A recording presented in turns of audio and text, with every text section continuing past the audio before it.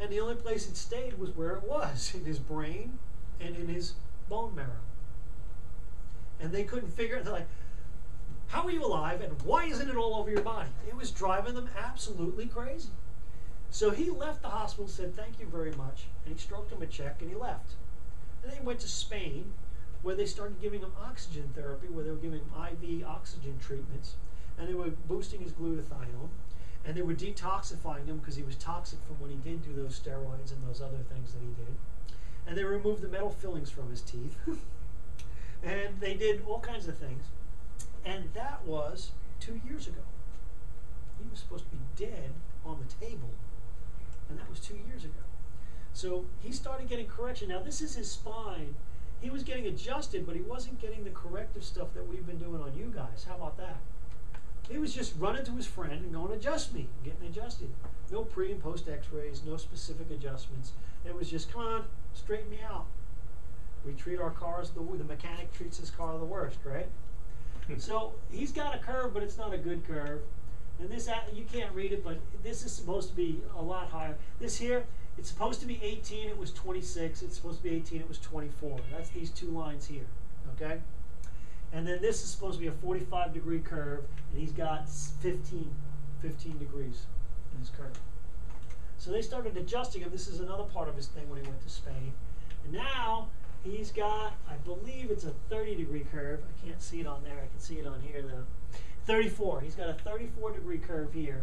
And this is 19 and 20. A lot better, right? Yeah, a lot better. And this is him with the tumor, by the way. He's got the tumor in both of these x-rays. You know, so here he is now. This is June 2nd, 2012. Yeah. Wow. Yeah, it was the end of 2009 that he got that diagnosis. So it's been almost 3 years. Does he look like he's dying of cancer? They never removed it. He never took chemo. He never had radiation therapy. Isn't that going down? Oh yeah, it's been It looked shrinking. like it was. It's been shrinking, but he doesn't want to go back and get retested because he doesn't want to enter their world because he's afraid that if they retest it and find it smaller, they'll say, oh, but now it's operable, so you got to get. Oh, He's like he doesn't want to be part of that. He did go back to the doctor. He did go back to the doctor because he wanted to talk to him, and he told the doctor, he said, I'm alive. You have no right to remove people's hope. You need to realize that the body is incredible, far beyond anything you could ever imagine, and stop telling people they're going to die. He said, stop killing their hope. You're killing people. You don't know. He said, he told the doctor, he said, you don't know what, you told me that I was going to die with the treatment, I was going to die without the treatment. And you don't know what happens to the people who refuse the treatment because you don't have any follow-up.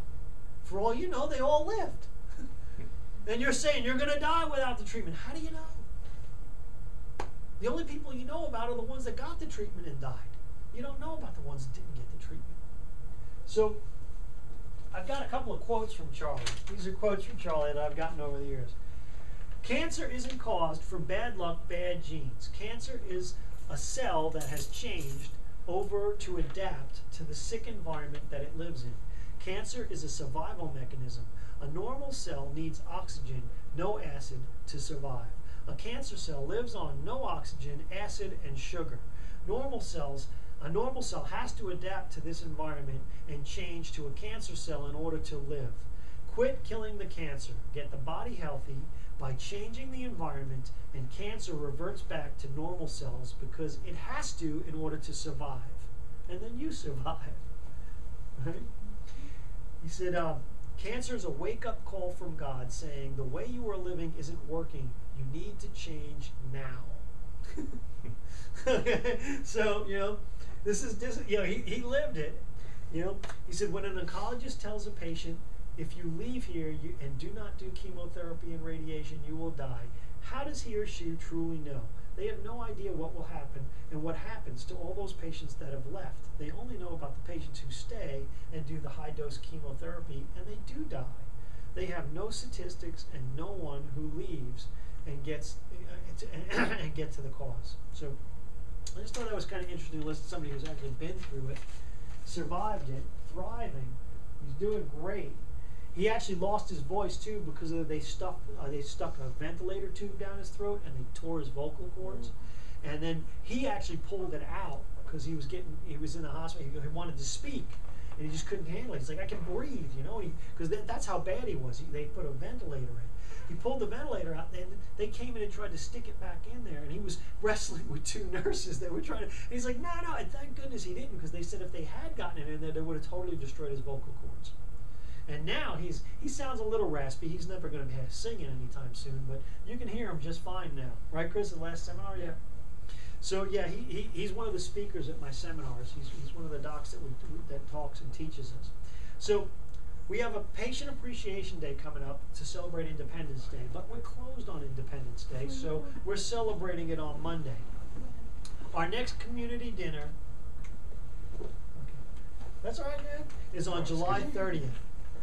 July 30th is our next dinner, so I want you guys, well, you got flyers for that, Chris? I don't have flyers. Okay. All right, well, write it down. We'll have flyers for your next visit, but I want you guys to invite people. I want a full house. Look, I will not feel bad whatsoever if I have to stroke a $500